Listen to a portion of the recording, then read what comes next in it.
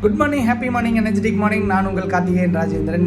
Energise with ஃபைனான்ஸில் இன்றைக்கி நம்ம என்ன பார்க்க போகிறோம் அப்படின்னா, நாம் ஜார் மெத்தட் ஃபைனான்ஷியல் பிளானிங்க்கு யூஸ் பண்ணணும்னு ஏற்கனவே நான் சொல்லியிருக்கேன்.